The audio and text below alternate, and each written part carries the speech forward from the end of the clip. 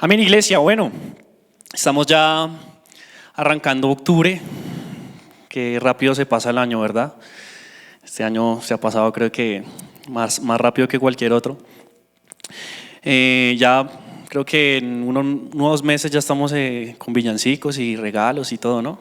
Ya estamos preparando ahí los ahorros para el PCR también. Para fin de año. Se ha pasado muy rápido el año. Yo quiero confesarles que desde que me avisaron que preparara la palabra para el día de hoy, yo tenía un temario listo, ya tenía un temario preparado y dije, bueno, la próxima vez que el Señor disponga y que pueda estar aquí dando la palabra, vamos a dar ese temario porque pues es el que tenía yo preparado.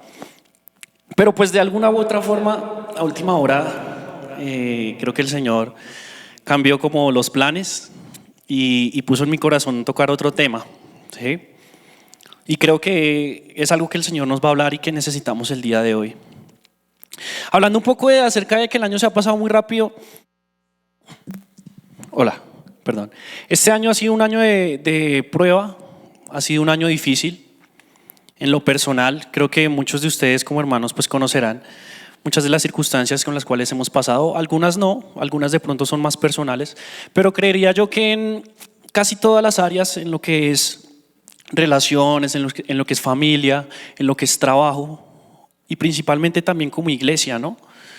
Ha sido un año como un año de prueba, un año de desierto en muchas circunstancias.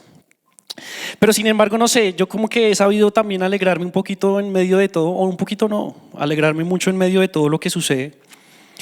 Y es que en la palabra de Dios, cuando nosotros vemos pruebas en cada uno de esos discípulos, en cada uno de esos profetas, en cada uno de esos personajes que el Señor nos habla en su palabra, siempre esos tiempos de prueba trajeron un fruto muy grande. Siempre. Nunca un tiempo de prueba fue en vano. Siempre los tiempos de prueba fueron necesarios. Siempre los tiempos de prueba era porque Dios necesitaba que se levantara algo específico para que el espíritu se avivara de una u otra forma. Entonces, cuando pasan estos tiempos de prueba, creo que en cada uno de nosotros en algún momento sentimos que como que todo se junta, como que todas las pruebas juntas, como que los desiertos, todo lo que podía pasar mal pasa y uno como que se siente ahí en lo peor, ¿no? Como que, ya, ¿para qué? Sentimos que de pronto como que Dios ya no nos está viendo o no se está preocupando por nosotros. Todos en algún momento creo que pasamos ese tiempo y ese momento en que las circunstancias ya se acumulan y todo va mal. Quiero que leamos un pasaje que está en Juan capítulo 6, versículos del 60 al 71.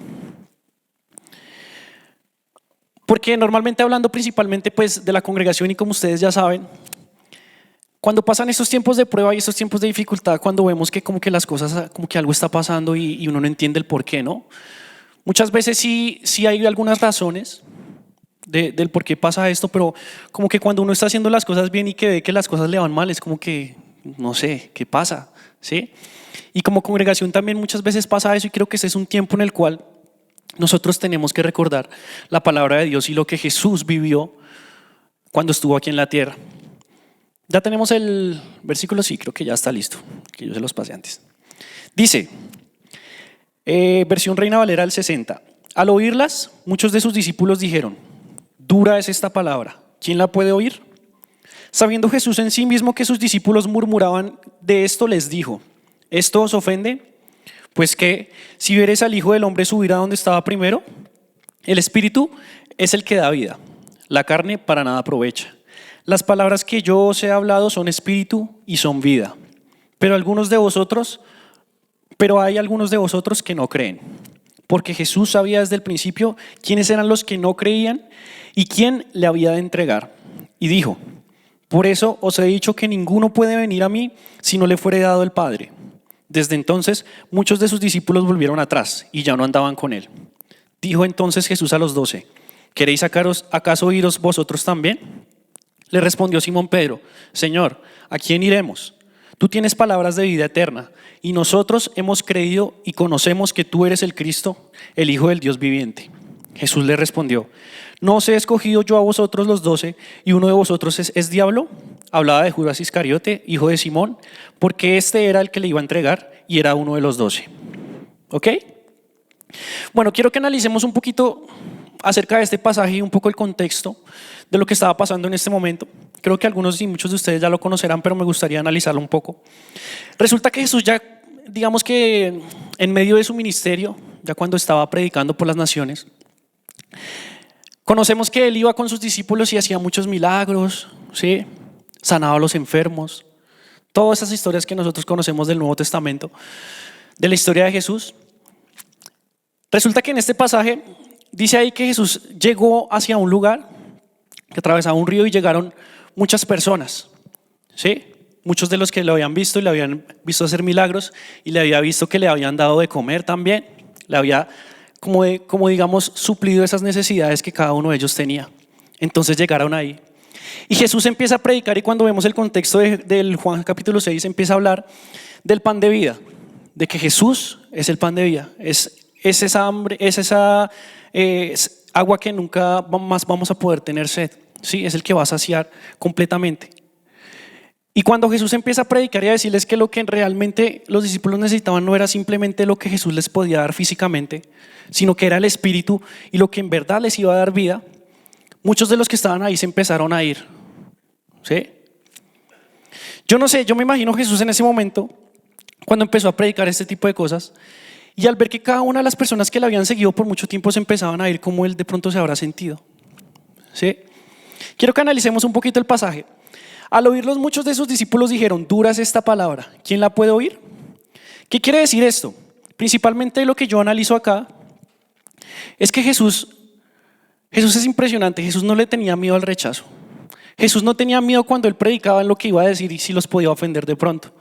Muchas veces nosotros cuando estamos en la iglesia o tenemos de pronto alguna oportunidad de predicar o hablarle a otra persona, como que siempre intentamos como suavizar las cosas, ¿no? Como que no, mira, ven a la iglesia porque allá es un lugar chévere, allá se pasa chévere, salimos con amigos y pues no importa que tengas como pecados y eso, sino pues puedes ir y mirar a ver qué te parece, ¿sí? Nosotros siempre intentamos como suavizar a ver a quién conseguimos. Cuando nosotros analizamos este pasaje, mira lo que estaban diciendo los discípulos: dura es esta palabra, ¿quién la puede oír? Lo que Jesús estaba hablando en ese momento eran palabras que no como que nos incomodaban, como que nosotros llegamos y cuando dicen algo que a uno le incomoda y que, uy, pero ¿por qué me están diciendo eso? Porque están diciendo que es que estos que hacen esto, que salen allá, que dicen esto, que tienen envidia, porque están diciendo, y como que uno se incomoda, ¿no? Y a veces uno dice: no, eso no es del Espíritu, eso es del diablo, lo reprendo que me está ahí echando vainazos y cosas. Jesús hablaba directamente. Jesús no le tenía miedo al rechazo. Aquí cuando está hablando de sus discípulos quizás podamos llegar a pensar que eran los 12, pero cuando se refiere a los discípulos eran todas aquellas personas con las cuales él ya había hablado y había predicado y la habían seguido por mucho tiempo. Entonces los discípulos murmuraban de esto y les dijo: ¿esto os ofende? Pues que si vieres al Hijo del Hombre subir donde estaba primero, el Espíritu es el que da vida, la carne para nada aprovecha. Las palabras que yo os he hablado son espíritu y son vida. Cuando digo que yo me imaginaba a Jesús en ese momento y como que uno predicando y diciendo algo que de pronto pueda ofender a uno, yo creo que uno se pone en un lugar y dice: hijo de madre, ¿cómo así? ¿Será que le dije algo malo? No, discúlpenme, iglesia, discúlpenme, de pronto sí me equivoqué. Pero Jesús llega y dice: ¿acaso lo que yo les dije los ofende? ¿Qué pasaría si ustedes vieran al Dios viviente? ¿Sí?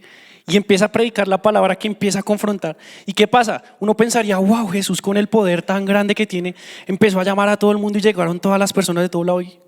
Cuando pasa todo lo contrario, los que le estaban siguiendo se empiezan a ir. Y dice Jesús: pero hay algunos de vosotros que no creen, porque Jesús sabía desde el principio quiénes eran los que no creían y quién le había de entregar. Claramente Jesús sabía quiénes eran los que iban a recibir ese mensaje. Pero Jesús no tenía pelos en la lengua cuando iba a predicar. Él hablaba las cosas directamente, no importaba si la gente se ofendía. Entonces, como les decía, yo me imagino a Jesús en ese momento. Imaginemos que cualquiera de nosotros fuera Jesús en ese momento y estuviera predicando lo que Dios nos ha mandado a predicar a predicar su palabra realmente sin pelos en la lengua. Yo creo que nosotros cuando lo hacemos, wow, tenemos como ese ánimo y esa pasión para hacerlo, pero al ver que la gente se empieza a ir, ¿cómo nos sentiríamos realmente? Nos sentiríamos mal, ¿cierto? Seguramente diríamos, Señor, pero, o sea, yo estoy predicando lo que tú me estás diciendo y la gente se está yendo. La gente se está yendo de la iglesia, ¿qué está pasando? Si yo estoy predicando lo que tú me has mandado a hacer. Y por eso es que cuando yo empiezo a leer este capítulo y empiezo a recordar cómo Jesús pasó todo este tipo de circunstancias, es cuando yo digo que puedo alegrarme en medio de la prueba. Cuando puedo decir que estos procesos que nosotros pasamos no son en vano. Y viene a mi mente esta palabra y este versículo que acabamos de leer y empiezo a sentirme yo como si estuviera siendo Jesús en ese momento. Y quizás muchos de nosotros también, claramente. La palabra de Dios es tan poderosa, hermanos. Miren, de alguna forma incomprensible, la palabra de Dios ya tiene escrito todo lo que va a pasar. Dios ya sabía que nosotros íbamos a vivir este proceso. Y hoy estoy hablando directamente a los que hacemos parte de esta congregación. Sé que quizás hay personas que nos están viendo por primera vez, pero hoy es necesario que esta palabra sea dirigida más que todo a nosotros los que hacemos parte de esta iglesia. ¿Sí? La palabra de Dios es tan poderosa, es tan asombrosa, es que es increíble. O sea, hace tantos años que Dios nos está advirtiendo que este tipo de cosas iba a pasar. Es increíble esta palabra. Y tanto en ese momento como ahora me viene un dicho común que sé que todos conocemos en algún momento, y es que en las buenas todos los amigos están, ¿cierto? En las malas solamente los verdaderos amigos están. No hay nada más cierto que eso. Y por eso también es necesario, cuando nosotros queramos saber cuándo hay un amigo verdadero, no es cuando todas las cosas estén bien, cuando tengamos el dinero, cuando tengamos el trabajo, cuando tengamos posesiones, lujos, que nos vaya bien en todo, salud, ¿sí? Que sea una iglesia próspera, que tenga muchos miembros. Claro, ahí van a estar todos. Pero cuando queramos saber dónde están los verdaderos amigos, esperen a que venga la prueba. Esperen a que venga el rechazo. Esperen como Jesús, que cuando estaba predicando la gente se empiece a ir y empiecen a ver dónde están los verdaderos amigos. En las buenas todos los amigos están, en las malas solamente los verdaderos. Es increíble la tranquilidad de Jesús. Creo que en este tiempo muchos de nosotros quizás en nuestro corazón nos hemos sentido un poco tristes de muchas de las cosas de algunas personas pues que han salido. Y sé que muchas veces tenemos como ese sentimiento de recuerdos y de aprecio con muchos de ellos y oramos también por cada uno de ellos. Es normal muchas veces nosotros como seres humanos sentir ese tipo de cosas. Pero no dejo de sentir asombro de cómo Jesús manejaba este tipo de situaciones. Nosotros nunca vemos que Jesús se entristeció por este tipo de cosas. Él ya sabía, en su corazón ya sabía quiénes eran los que verdaderamente iban a creer. Y cuando la gente empezó a irse, ¿qué pasó con Jesús? No, empezó a decir a sus discípulos, vengan, tenemos que hacer algo. Aquí nos va a tocar cambiar la predicación. Aquí nos va a tocar empezar a hablar de prosperidad. Aquí nos va a tocar empezar a meter, no sé, unos chocolaticos o algo, como para animar a la gente, porque se nos están yendo. ¿Cierto? ¿Jesús hizo eso? Jesús va y le dice a sus 12 discípulos, yo pensaría, Jesús, o sea, viendo que solo le quedaban esos 12, y Jesús, haga algo. Y le dice a los 12, ¿y ustedes también quieren irse? Váyanse. ¿Sí? Como decir, me quedo yo solo. Porque Jesús no le tenía miedo a eso. ¿Cómo actuaría cualquiera de nosotros? Por eso me parece increíble la tranquilidad que tenía Jesús a este tipo de cosas. Jesús no le tenía miedo a que perdiera seguidores. Jesús no le tenía miedo a una iglesia de 3 o 4 personas. Jesús tuvo un ministerio de 12 personas, que nosotros hoy diríamos una iglesia de 12 personas. Eso es que le falta unción, le falta el Espíritu Santo ahí. Y aún así con esos 12 que tenía, había uno que lo iba a entregar. O sea que entre los 12 que había una persona que lo iba a traicionar. Ahora imagínense nosotros con iglesias de 1000, de 10,000, no más con 100. ¿Cuántos no creen que van a haber ahí? Si Jesús con 12 tenía uno ahí que ya lo iba a traicionar. Jesús no le tenía miedo al rechazo. Si Jesús no le tenía miedo al rechazo, ¿por qué nosotros sí? ¿Por qué nosotros sí? ¿Acaso olvidamos quién es nuestra ancla? ¿Olvidamos quién es nuestra roca? Creo que a lo largo del tiempo corto, porque pues gracias a Dios todavía soy joven, joven aún, como muchos de nosotros, todos, ¿no? Pero gracias a Dios pues he podido casi toda mi vida estar y pertenecer a alguna congregación. Y me he dado cuenta que una de las razones más importantes por las cuales la gente se va de la iglesia, hay varias razones, ¿sí? No quiere decir que sea una específica. Pero una de las razones más comunes de que la gente se vaya de la iglesia y sobre todo que se vaya con una percepción negativa, ¿saben por qué es? Porque colocan su confianza en el hombre, ¿sí? Sé que hay muchas razones por las cuales la gente se puede ir también, pero creo que una de las principales y la que más yo he podido ver y que seguramente hemos podido ver en este último tiempo es esa. Empezamos a colocar nuestra confianza en el hombre. No hay nada peor que colocar nuestra confianza en el hombre. ¿Saben por qué pasa esto? Puede que quizás las personas duren cierto tiempo considerable en una iglesia, ¿sí? No quiere decir que el poner su confianza en el hombre quiere decir que es que ya no van a durar un año o menos, no. Normalmente pueden durar harto tiempo. Pero el problema de esto es que todo eso va a depender de cómo actúe esa persona a la cual le están poniendo confianza. Imaginemos un líder. Un líder no tiene que ser un pastor principal o una persona tanto de renombre, sino un líder. Puede coordinar un ministerio de pronto de alabanza, un ministerio de no sé, kids también hay, ¿no? De AFLED, de diferentes circunstancias, de diferentes ministerios, de ujieres. Imaginemos un líder de esos. Imaginemos una persona que llega a la iglesia y coloca su confianza en esa persona. Ah, no, es que yo vine a la iglesia porque es que él es mi amigo y me invitó y esa persona la empieza a hablar y a decir y a, digamos, discipular, pero que enfocando su confianza en él. Entonces puede que esa persona, sí, sea una persona de testimonio por un tiempo, pero resulta que en algún momento específico cayó en pecado esa persona, ese líder y ese coordinador. O se fue de la iglesia sin razón, se fue. Si esas personas o esas personas que tenían esa confianza en él, ve que ese líder cayó en pecado o que se fue, ¿qué va a pasar con esa persona? Pues se va a ir también. O va a decir, no, esos cristianos son una boleta, esos cristianos no son de testimonio, esos cristianos es pura hipocresía nomás, ¿sí? ¿Por qué? Porque nuestra confianza está puesta en el hombre. Y he podido ver eso a lo largo de los años. Tanta gente que se va y lo que les digo, hay muchas razones. Hay gente que la verdad ni siquiera sabe por qué se va. Yo me imagino en ese momento Jesús cuando la gente se estaba yendo. Si nosotros pudiéramos ir y entrevistar a alguno de los que se estaban yendo, hay uno que dice, venga, ¿usted por qué se está yendo? No, yo no sé, pues todos se están yendo. Ah, ¿y usted por qué no? Pues no, es que ya no hay nada para nosotros. No, ya no hay pan, ya no hay agua, ya no. Ah, bueno. Hay unos que dirán eso, hay otros que no saben. Y así mismo pasa el día de hoy. Algunos de los que salen, no, venga, ¿usted por qué se va? No sé. No, el Señor me dijo que me tenía que ir. Yo, bueno.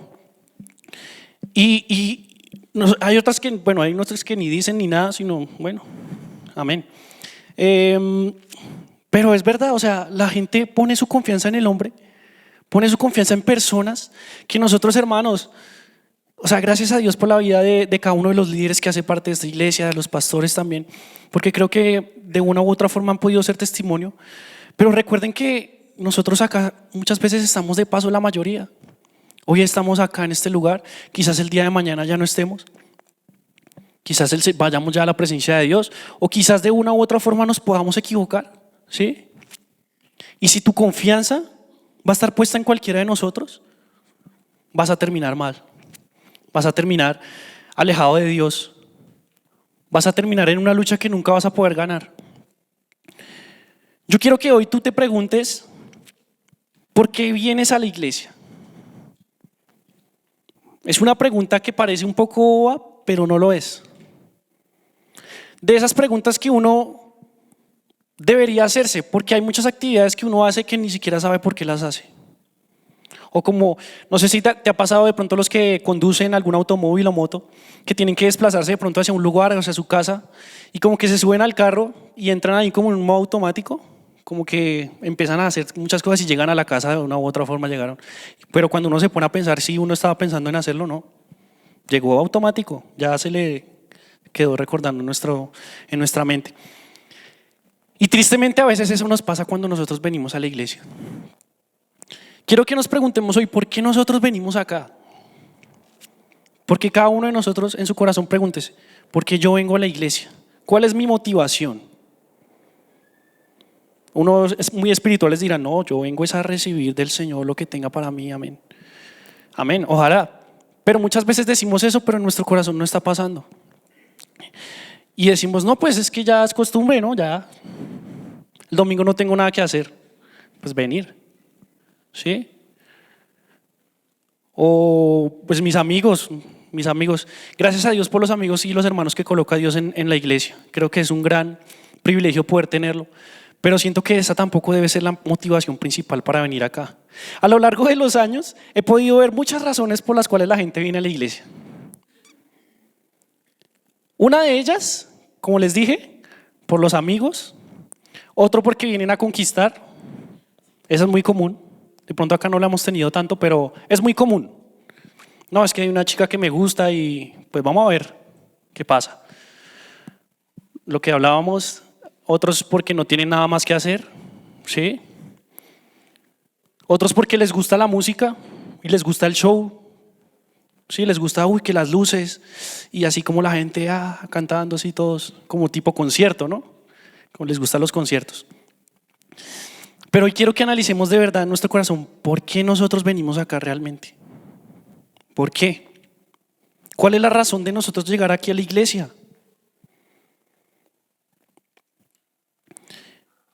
Y quiero que pensemos y digamos,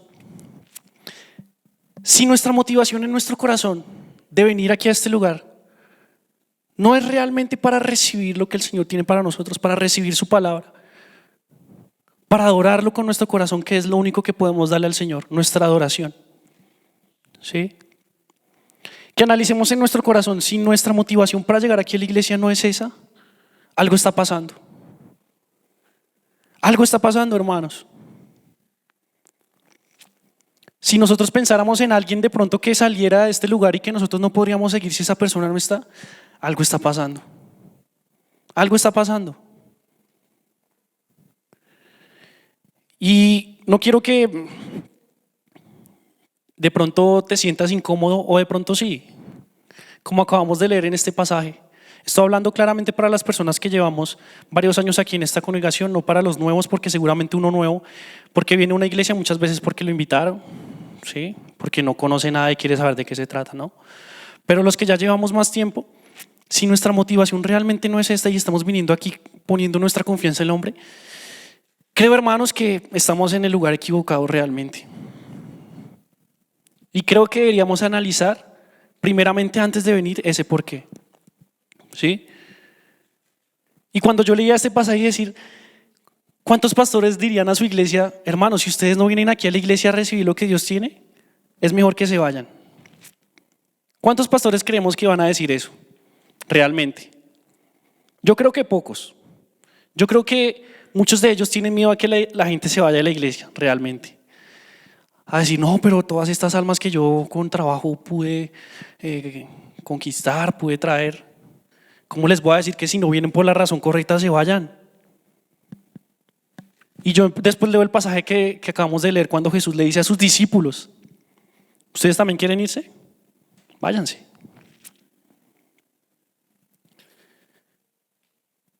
Hermanos, si nuestra confianza no está puesta en el Señor, es mejor que nos busquemos otro lugar. No deberíamos estar acá si nuestra confianza no está puesta en el Señor. Quiero que leamos un pasaje que está en Lucas 6, versículos 46 al 49.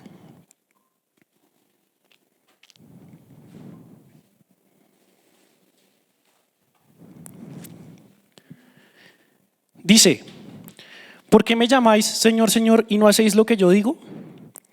Todo aquel que viene a mí y oye mis palabras y las hace, os indicaré a quién es semejante. Semejante es al hombre que al edificar una casa, cavó y ahondó, y puso fundamento sobre la roca. Y cuando vino una inundación, el río dio con ímpetu contra aquella casa, pero no la pudo mover porque estaba fundada sobre la roca. Mas el que oyó y no hizo semejante es al hombre que edificó su casa sobre tierra, sin fundamento, contra la cual el río dio con ímpetu y luego cayó. Y fue grande la ruina de aquella casa. Quiero colocar un ejemplo. Ustedes saben que me gustan los ejemplos. Este es un ejemplo sencillo, fácil de entender. Disculpen. Imaginemos que nuestra confianza está puesta acá, en esta base tal y como está. ¿Bien? Se sostiene, ¿cierto? Bien. Eso es como cuando colocamos una confianza en un hombre que medio tiene como un buen testimonio y chévere. Vean, ahí se mantiene bien. Pero el pasaje que nos dice que cuando llegaba el viento fuerte, ¿qué pasa con esa casa? Miren, ni siquiera la tuve ni que tocar duro. Ahí es cuando está nuestra confianza puesta en el hombre. Pero ¿qué pasa cuando tenemos nuestra confianza en Dios?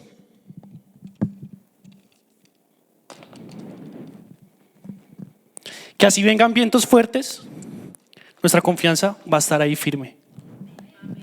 Siempre, sin importar lo que pase, puede pasar el que sea. Se puede equivocar el líder, el hermano cayó, esto, no sé qué. Si nuestra confianza está en Dios, va a estar firme. Siempre. Por eso es, hermanos, tan importante que nuestra confianza no esté puesta en el hombre. Es fundamental. Si nosotros venimos aquí a la iglesia pensando que es que voy a seguir a tal persona o a tal otro, hermano, eso es como ese palo que al comienzo se sostuvo, pero cualquier cosita que pase, hasta ahí llegamos. Hasta ahí llegamos. Entonces, ¿cuál de los dos somos nosotros? ¿Como cuál hombre que está ahí? ¿Somos como el hombre que edificó sobre la roca? ¿O somos como el hombre que edificó sobre tierra sin fundamento? Yo espero que cada uno de los que estemos de acá seamos como ese hombre que construyó su casa sobre la roca. Y ahora, cuando ya pensamos en por qué estamos acá, quiero que pensemos en a qué Dios nos ha llamado a este lugar. ¿Por qué Dios nos ha llamado a este lugar? ¿Cuál es la razón de que nosotros estemos acá? Porque muchos estamos en la iglesia y decimos, sí, wow, yo lo hago por el Señor, Dios, amén.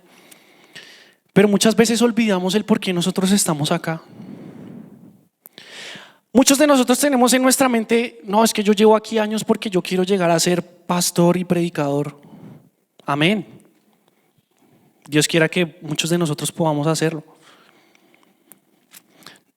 Pero esa no debería ser la razón por la cual nosotros estamos acá. No, es que yo quiero liderar un ministerio grande, un ministerio de jóvenes grande, que impacte a todo el mundo. Amén, qué bueno sería eso. Pero esa no es la razón por la cual nosotros deberíamos estar acá. Otros son más espirituales. Otros dicen que ya son los enviados de Dios.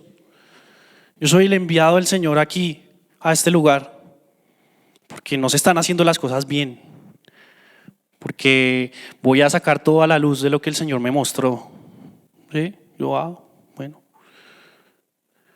Entonces, muchas veces como que tenemos como varios pensamientos acerca de lo que Dios nos ha mandado a hacer acá. A mí me causa gracia, hermanos, se los confieso muchas veces, porque sé que hay muchas personas de estas que lo que quieren llegar a hacer es que la iglesia caiga, simplemente destruir y dividir en lo que hay ahí. pensando que Dios los ha mandado a hacer. Y yo cuando recuerdo esto, recuerdo a Pablo.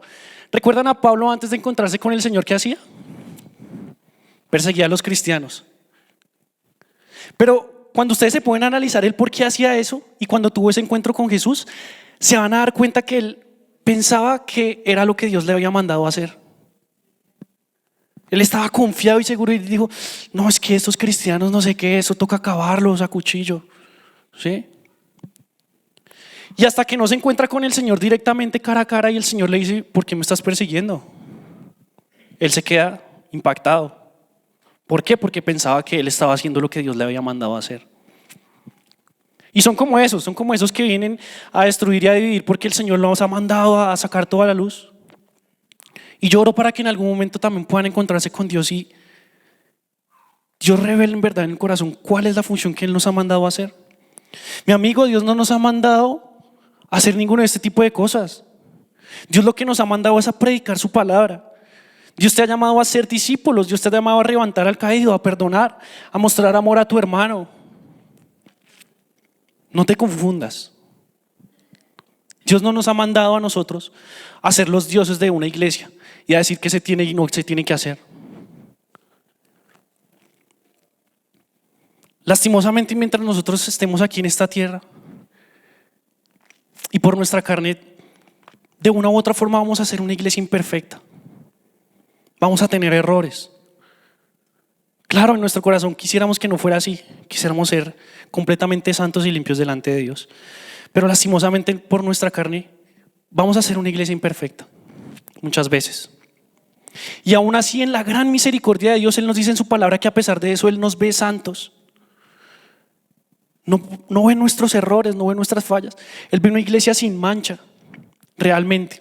Y yo estoy hablando de la iglesia de Dios, no estoy hablando específicamente de estas 4 paredes, porque estoy seguro que en estos recintos en los que llamamos iglesia hay muchas personas que realmente no son salvos y realmente no son hijos de Dios.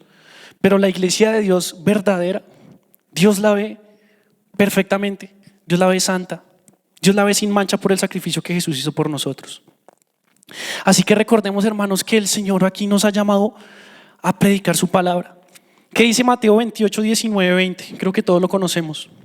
Por tanto, id y hacer discípulos a todas las naciones y bautizándolos en el nombre del Padre, del Hijo y del Espíritu Santo, enseñándoles que guarden todas las cosas que os he mandado. Y he aquí, yo estoy con vosotros todos los días, hasta el fin del mundo. Amén. Amén. Amén, hermanos. El Señor está con nosotros. Como les decía, hay gente que seguramente está esperando que la iglesia caiga. Específicamente en nuestra congregación hemos visto cómo muchos de los que hacían parte se han ido. Y quizás muchos de esos están esperando que sí, que Dios haga su obra como Jonás en aquel momento cuando el Señor lo fue a predicar a Nínive. Y Jonás esperando que el Señor trajera destrucción allá a esa nación.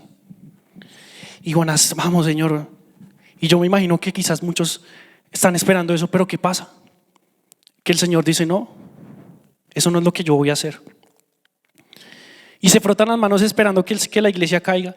Hermanos, yo les tengo noticias. Y es que eso no va a pasar. Eso solamente el Señor lo puede decidir. El Señor es nuestra roca. El Señor fue el que nos levantó a nosotros hace varios años. Y Él es el que nos sostendrá. Él es el que nos levanta. Él es el que nos sostiene.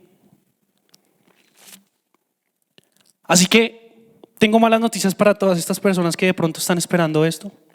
Y no solo con esta iglesia, sino con muchas otras que seguramente están viviendo circunstancias similares. Y es que solamente el Señor es el que decide cuando una iglesia cae. Pero mientras no sea así, nosotros tenemos que continuar. Hoy les recuerdo cómo en este pasaje Jesús se sintió al ver que esos discípulos que lo habían seguido se empezaban a ir. Y yo le agradezco a Dios en verdad.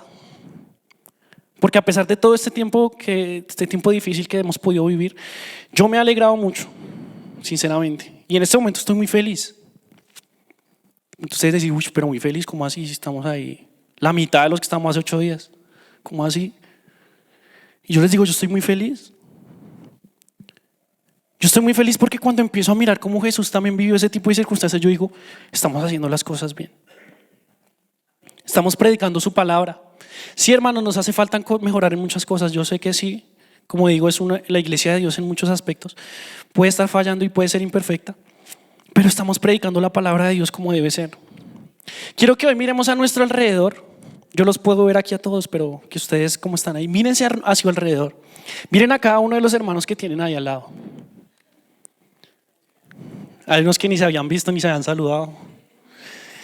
Tienen caras de dormido todavía, ¿no? Miremos a nuestro alrededor. Nosotros somos la iglesia de Dios.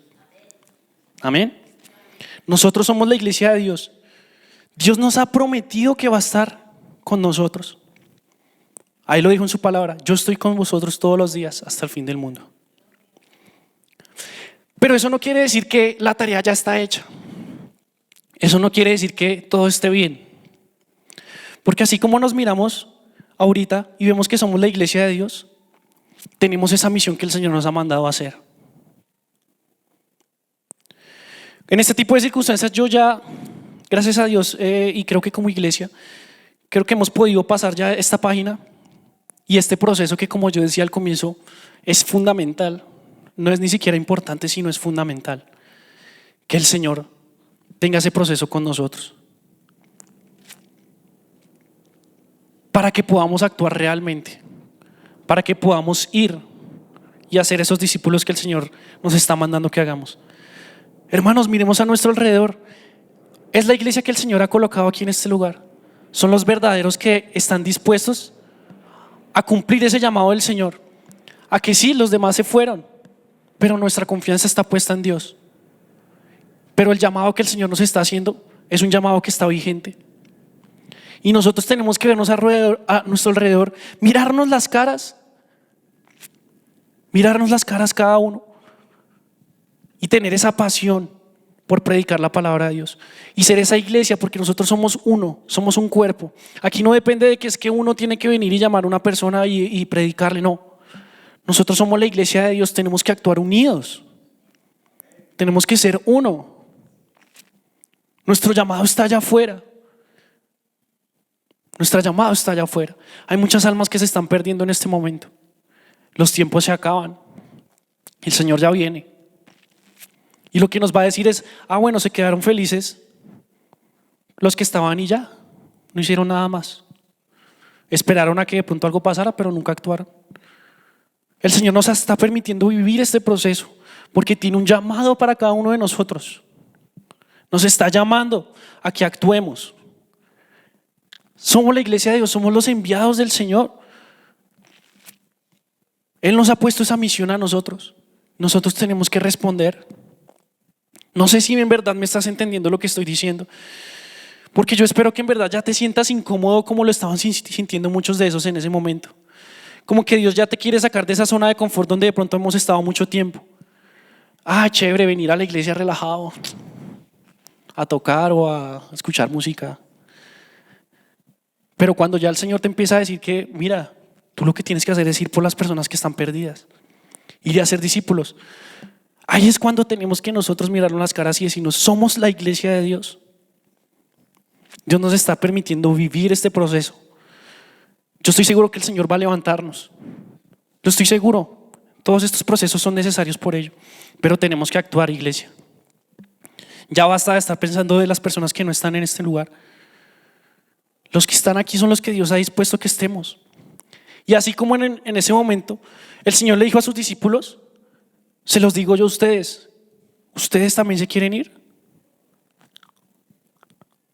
¿O quieren quedarse y cumplir el llamado que el Señor nos ha hecho? Ya como lo hemos visto, muchas personas que se han ido. Realmente no tengo miedo a que se vayan más. Pero lo que debemos pensar ahorita es que tenemos que cumplir el llamado que el Señor nos ha hecho. Y que si estamos acá por la razón correcta, eso es lo que nosotros debemos hacer. Recordar primero que el Señor es nuestra roca, que el Señor no cambia, que Él fue el mismo el que nos levantó en su momento y es el mismo que está hoy. Que Él nos ha sostenido hasta el día de hoy y Él nos sostendrá. si Él es nuestra roca y si Él está con nosotros, no tenemos nada que temer. No tenemos nada que temer, iglesia.